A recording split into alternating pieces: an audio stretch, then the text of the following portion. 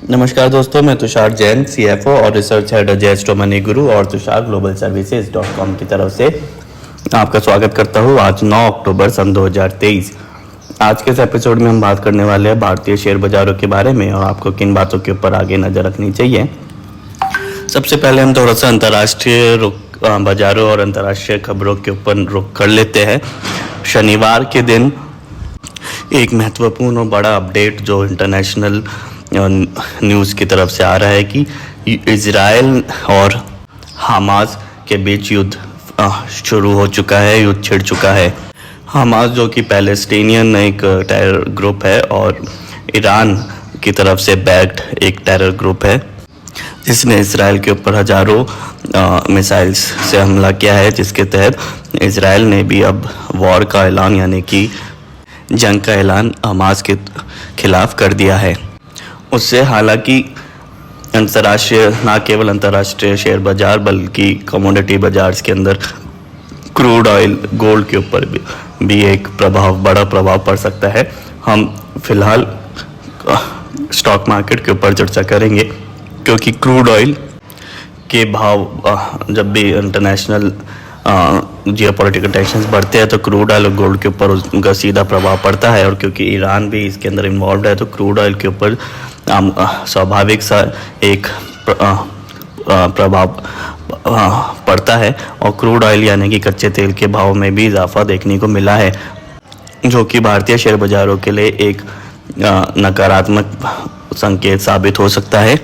इसलिए फ़िलहाल सतर्कता बढ़ते तो ही बेहतर रहेगा। और पिछले हफ्ते भी हमने देखा कि ग्लोबल सेंटिमेंट्स के चलते, चाहे वो यूएस इंटरनेशनल मार्केट की तरफ से, चाहे वो यूएस इकोनॉमी की तरफ से टेंशन्स हो या फिर अन्य टेंशन्स की वजह से भारतीय शेयर बाजारों के अंदर भी मुनाफा वसूली देखने को मिली।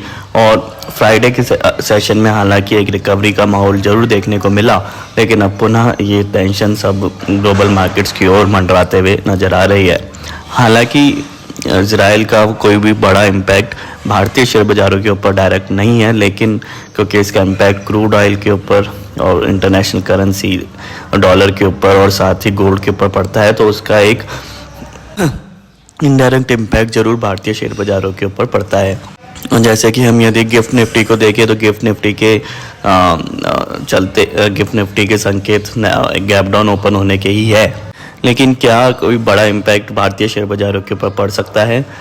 यदि हम अन्य अंतर्राष्ट्रीय बाजारों को देखें तो यदि हम इजराइल को देखें तो हालांकि उसमें 6 से 7% की गिरावट है, लेकिन अन्य जो ग्लोबल मार्केट्स है, चाहे वो एशियन मार्केट्स हो या फिर अमेरिकन फ्यूचर्स या यूरोपियन फ्यूचर्स, उनमें कोई बड़ा इम्पैक्ट नहीं देखने को मिल रहा है। 2% से कम ही इम्पैक्ट देखने को मिल रहा है।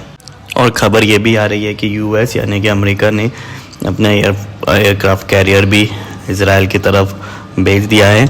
तो फिलहाल तो भारतीय शेयर बाजारों के अंदर ज़रूर एक गैप डाउन खुल सकता है, लेकिन कोई भी बड़ी गिरावट अभी फ़िलहाल नज़र नहीं आ रही है और उसकी एक्सपेक्टेशंस भी कम है। लेकिन यदि एस्केलेशंस बढ़ते हैं तो ज़रूर भारतीय बाजारों के ऊपर भी एक बड़ा प्रभाव इसका पड़ सकता है। इसलिए सतर्कता बरतने की ही सलाह रहेगी।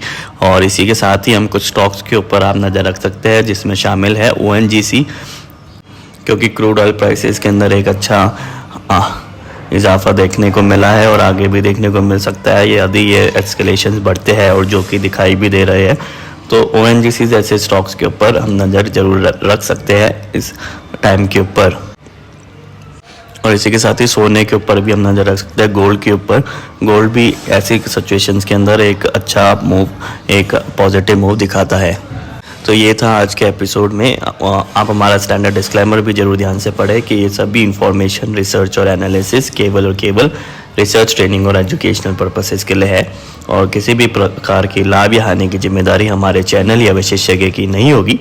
और यदि आप कोई भी ट्रेड लेते हैं तो लेने से पहले आप अपने फाइनेंशियल एडवाइजर से जरूर सलाह कर लें। तो आज के एपिसोड में इतना ही। आप देखते रहिए अजय स्टोमनी गुरु। Thank you and good day.